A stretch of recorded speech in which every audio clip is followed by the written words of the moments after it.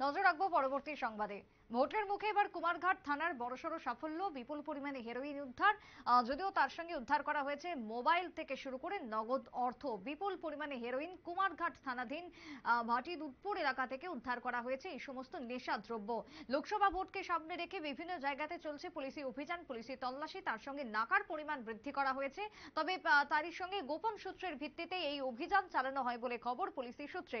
কুমারঘাট থানার ওসি শঙ্কর সাহা তিনি জানিয়েছেন, ইতিমধ্যেই সোমবার রাতে কুমারঘাটের ভাটি দুধপুর এলাকায় এবং ধলাই মনু এলাকার ড্রাগস মাফিয়া ফিল্মি কায়দায় ড্রাগস পাচার করছে এমনটাই খবর ছিল, এবং হাতে নাতে তাদেরকে ধরার জন্যই ওত পেতে বসে থাকে ওসি শঙ্কর সাহার নেতৃত্বে পুলিশ বাহিনী। তারপরে আসে সাফল্য। সোমবার রাতে গোপন সূত্রের ভিত্তিতে ড্রাগস মাফিয়া সাপ্লাই দিচ্ছে বিভিন্ন এলাকাতে এমন খবরের পর এই অভিযান, এবং তারপরে গ্রেপ্তার করা হয় অভিযুক্তের সঙ্গে আটক করা হয় বিপুল পরিমাণে নেশা সামগ্রী, এবং গাড়িটিকেও ফ্রিজ করা হয়েছে। কি বক্তব্য উঠে এসেছে পুলিশের পক্ষ থেকে শুনুন।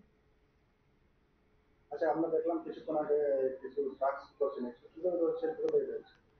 আমরা গতকাল রাতে গোপন সংবাদের ভিত্তিতে ভাটি দুধপুর এলাকাতে গিয়ে আমরা একটা এনডিপিএস বিরোধী রেড করেছিলাম। আমাদের কাছে গোপন খবর ছিল যে কুমারঘাটের টিকলু নমশূদ্র, যার ডাক নাম হলো সুমন, যার বিরুদ্ধে আগেরও এনডিপিএস কেস আছে, সে এবং জেল কেটেছে, কিন্তু এরপরও সে শুধরায়নি, আবার সেই ব্যবসার সাথে জড়িত রয়েছে। তো আমাদের কাছে খবর আসে যে সে তার সাগরেদদের সঙ্গে নিয়ে ভাটি দুধপুর এলাকাতে মনু, ধলাই ডিস্ট্রিক্টের মনু এলাকার কিছু ড্রাগস পেডলারদের সাথে মিলিত হবে এবং সেখানে ড্রাগসের লেনদেন করবে। তো সেই খবর পেয়ে আমরা সিভিল ড্রেসে এবং ইউনিফর্মে দুইটা টিম বানিয়ে আমরা ভাটি দুধপুর পৌঁছে যাই, এবং সেখানে আমরা অবজার্ভ করতে থাকি।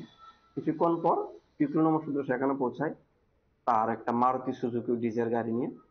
আর কিছুক্ষণ পর সেখানে মনু থেকে দুইজন যুবক আসে একটা অটো নিয়ে। এরপর আমরা লক্ষ্য করি যে তারা ড্রাগসের লেনদেন করছে, টাকা পয়সা লেনদেন করছে। তখন আমরা সেখানে রেড করি এবং সেখানে 4 জন ছিল, আমরা তারা 4 জনকে আমরা ডিটেইন করি। ডিটেইন করার পর যখন ফর্মালিটিস অবজার্ভ করার পর আমরা যখন তাদের গাড়ি এবং তাদের সঙ্গে থাকা সবকিছু সার্চ করি, দেখা যায় যে তাদের হাতে যে একটা ব্যাগ ছিল তার মধ্যে 3টা পাউচ হিরোইন ছিল, যেগুলির মধ্যে আনুমানিক 36.23 গ্রাম হিরোইন ছিল, যার বাজার মূল্য 2 লক্ষ টাকার উপরে হবে।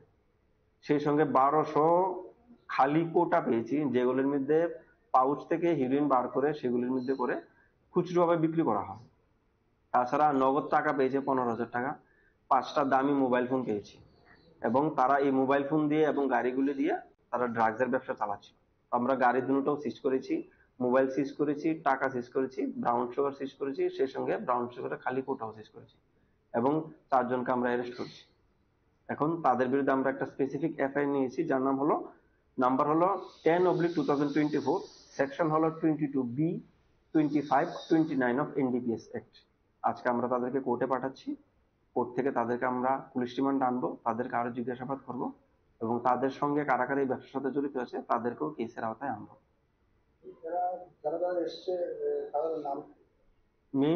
মেইন যে ছিল, ওর নাম হলো পিকলু নমশূদ্র, ডাক নাম সুমন, বাড়ি কুমারঘাট। দ্বিতীয় জন হলো সুপ্রিয় দেব, উর্বাড়িও কুমারঘাট। আর 82 মাইল মনু, ওই এলাকার 2 জন আছে, একটা নাম হলো অলিন ত্রিপুরা, আরেকজনের নাম হলো ধর্মেন্দ্র ত্রিপুরা। হয়তো পিকলু নমশূদ্র এবং সুপ্রিয়র কাছ থেকে অলিন ত্রিপুরা আর ধর্মেন্দ্র ত্রিপুরা ড্রাগস কিনতে এসেছে।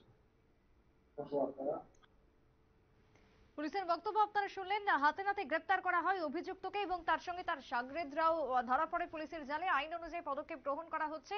বিশেষ করে এর আগেও অভিযুক্তদের বিরুদ্ধে একাধিক মামলা দায়ের করা হয় থানাতে, এবং বিভিন্ন অভিযোগের ভিত্তিতে তারা আগেও জেল খেটেছিল, কিন্তু তারপরও শোধরায়নি, তারপরও নেশা কারবার চালিয়ে যাচ্ছিল গোপনে। তবে গতকালকে রাত্রের সূত্রের খবরের ভিত্তিতে কুমারঘাট থানার ওসির নেতৃত্বে বিশাল পুলিশ বাহিনী দুধপুর এলাকা থেকে গ্রেপ্তার করেছে মূল অভিযুক্ত এবং তার সঙ্গে জড়িত নেশা কারবার। আগামী দিনেও এই অভিযান জারি থাকবে বলেই জানালো কুমারঘাট থানার ওসি। ছোট্ট বিরতির পর ফিরবো, সঙ্গে থাকুন।